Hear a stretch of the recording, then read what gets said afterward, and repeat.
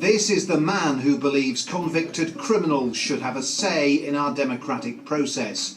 John Hurst served 25 years for manslaughter for killing his landlady with an axe. But in recent years he's fought a legal battle from his home in Hull to try to persuade politicians to implement a European court ruling giving prisoners the vote, something David Cameron said made him feel physically ill. On the one scale, you've got the highest court in Europe ruling that a country has violated hundreds of thousands of prisoners' human rights to vote.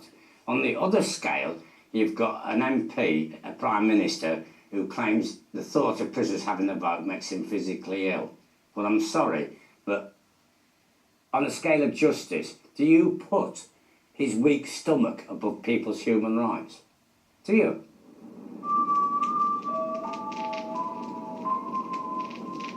The European Court of Human Rights had given our government until October this year to implement the Hurst ruling. But I understand that's now been delayed because of a similar case being fought by the Italian government against a convicted murderer there. And many Tory MPs are hoping this matter could be kicked into the long grass once and for all. I find it repellent to see an election determined by inmates who've lost their liberty, and they should also lose their right to vote. I know that's what my constituents feel, and what we've got to do is try and find a way through this legal difficulty so as to minimise the likelihood that a local election could be determined by muggers and rapists and paedophiles. Earlier this year, MPs voted overwhelmingly to keep the ban on prisoners voting because most believed it wouldn't be acceptable in the court of public opinion. No, they should not be able to vote. They've done a big wrong. You know, they've done something really bad. And what right should they have to vote? You go to prison, you go and you lose your liberty and you lose your rights temporarily while you're in prison, and that includes the right to vote. They're humans like us. So, yes, they may have done terrible crimes, but we have the right to vote, so why shouldn't they? The prison voting saga has exposed the differences between the two coalition partners over that thorniest of issues, human rights. Let me say something really clear about the Human Rights Act. In fact, I'll do it in words of one syllable. It is here to stay.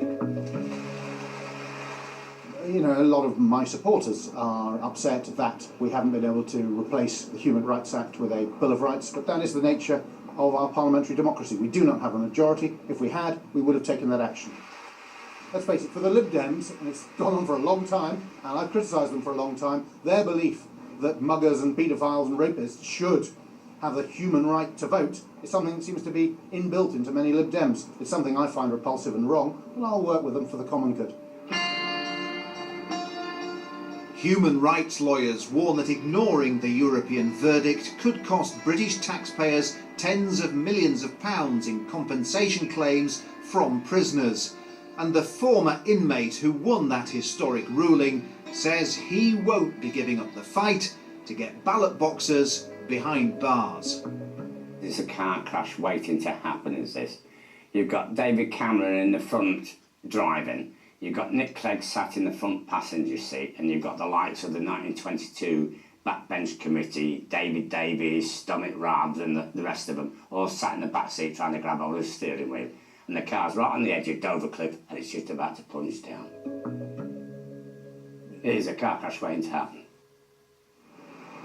Well, always an interesting talking point, this one, and Emma McClarkin and David Davies are still with us live in Manchester. David Davies, do you ever think we will see the European Court judgment implemented and prisoners getting the vote? Well, no, I don't. And the reason is because I actually moved the motion in Parliament to say we don't want this.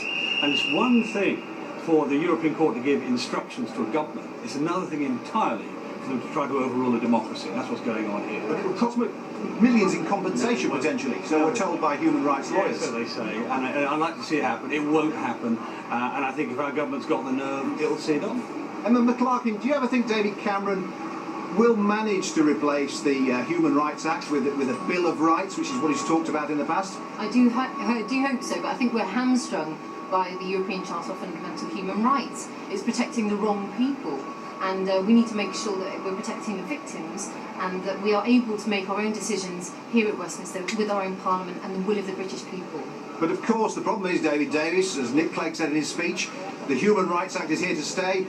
You've got the Lib Dems who would block any such change. Well, Lib Dems have got people on the Bill of Rights Commission, and the point of the Bill of Rights is to protect the human rights that we approve of. This country is the home of human rights. What it isn't is the home of rights that give murderers the right not to be deported, or murderers the right to vote, for that matter. So what we should be doing is talking about what real human rights are, not the Human Rights Act, and I think we might even win the Liberals over on that. Do you think so? Do you think you can win the Lib Dems over, Emma McClarkin? I think when we talk about giving prisoners the right to vote, I think the public understand how the Human Rights Act is affecting how we can operate, how we make our decisions, and they'll be behind us.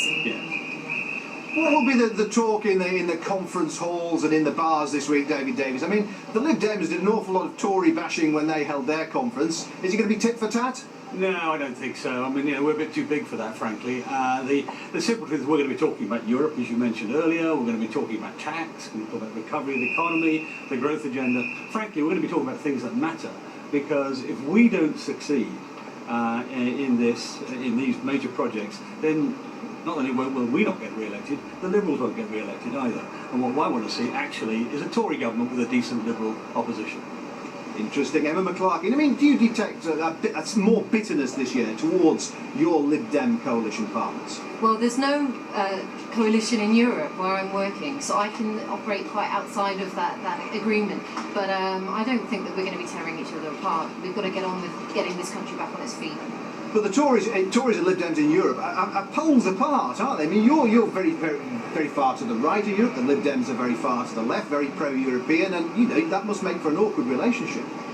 Sometimes, but we do meet and we do discuss some of the votes that are in the UK's interest. But you know, I think we need to have a new relationship with the European Union. It's very different from the ones that the Liberal Democrats vote for. But William Hague says today there won't be a referendum. We'll see about that one. Yeah, we'll see. We'll see. It's just fighting talking. I think we should finish on a spirit of European harmony. Emma, you used to work for the rugby union governing body, the RFU. Right. Are we going to stuff the French next week? I absolutely believe we are going to do that. Definitely, absolutely. David Davis, you're no stranger to throwing the oval ball around yourself. You might get a call up at this rate. I think mine has been broken one too many times already. You know? Okay, so just briefly, what is the mood of the conference at the moment, would you say? I'm feeling very confident this morning, and I hope we're going to have a good week, good discussions. Yeah. Okay. Oh, it's going to be upbeat. I mean, we're in government. Tories like being in government. It may not be a Tory government yet, but it will be. All right, interesting times. Thank you both very much for appearing live on the Politics Show from Manchester. There's lunchtime, and with that, we will go back to John Sopel in the main conference centre.